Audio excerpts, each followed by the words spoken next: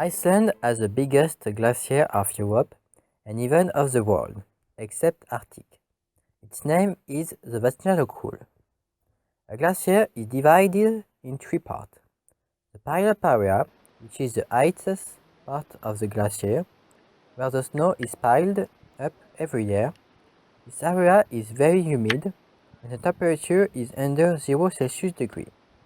The transition area is located in the middle part of the glacier at 1,300 meters. The temperature is around 0 Celsius degree. The glacier tongue, which is at the bottom of it and represents around 1/3 of the glacier's land, it can break into iceberg or melt into water when glaciers are big. This area is lower than in small one and they melt slowly. Our research goal is trying to know if Icelandic glaciers are a good indicator of climate change. To help us answering this question, we interviewed a glacier guide who was born in Iceland and has deep knowledge in Icelandic glacier and climate evolution.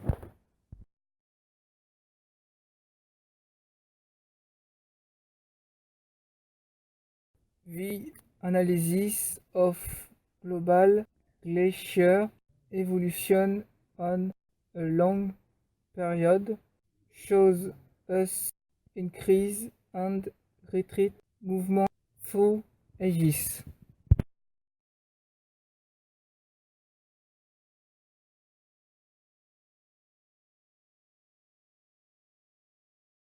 When the settlers came here 1100 years ago, the glacier was smaller than they are now. Until the year approximately 1900, 1020, it was growing. Okay. So around 1900 it was really, really big. They have never been bigger since the people came here. And what we have seen on last, especially 30 years, it was growing till about 1900, but then it has been retreating.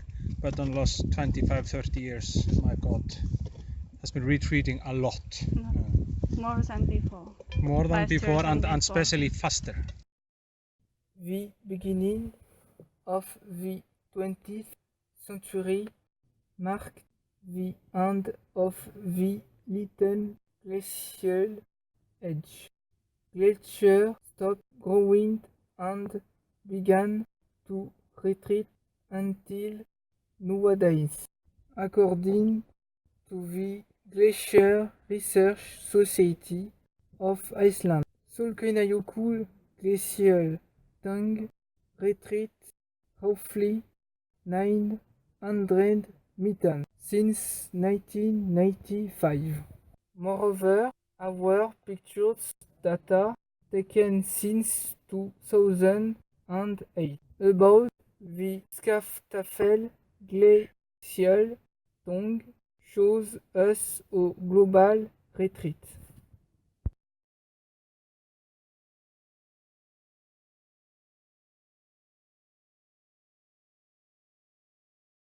Although Iceland is more protected from fast climate changes than continent, climate analysis over the past few years show big changes.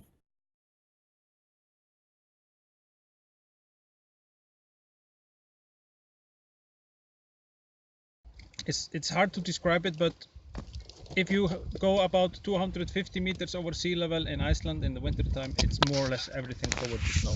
Okay. But the lowland, like Reykjavik, it's sometimes snowing there, but just maybe snow for 1 day or 1 week or 3 weeks, then it disappears. But there is less snow and more rain. More rain and less snow in annual rainfalls witness an increase of global temperature in Iceland. This also means less pressure on the top of the glacier, and so less movement forward at the bottom of it. Furthermore, the melt ice at the bottom of the glacier makes them retreat, leaving moraines behind them. For example, the warm period from 1920 to 1965 caused great changes in Breiðamerkurjökull glacier in Jökulsárlón. It retreated very quickly, leaving a lagoon up to 190 meters deep, where the glacier snout had been, and several kilometers of glacial moraines were exposed on both sides of the lagoon. The lagoon grew from 8 square kilometers in 1975 to nearly 15 square kilometers in 1998. Icelandic climate also mostly depends on Gulf Stream's activity.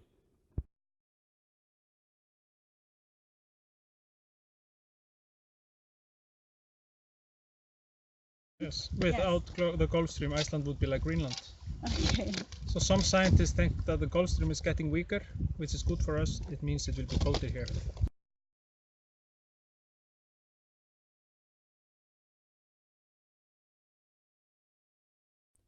One of the geological specificity in Iceland is the volcanic activity below the glacier. We can then ask ourselves if volcanism has an impact on glacier lives and evolution.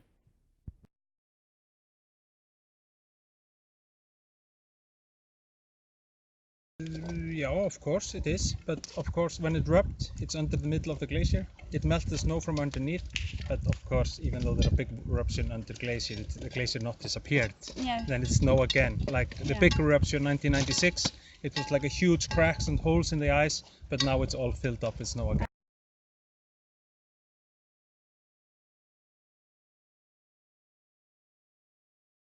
We can finally add that the study of chemical compounds of the different layers in the glacier can bring us elements regarding previous climate changes.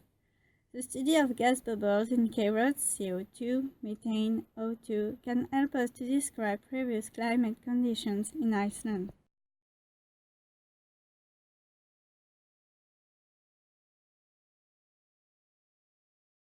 Therefore, our research leads us to assume that the physiology of glaciers depends on climate and reflects climate changes in Iceland. We could also have wondered about differences in climate evolution between Arctic region and Iceland.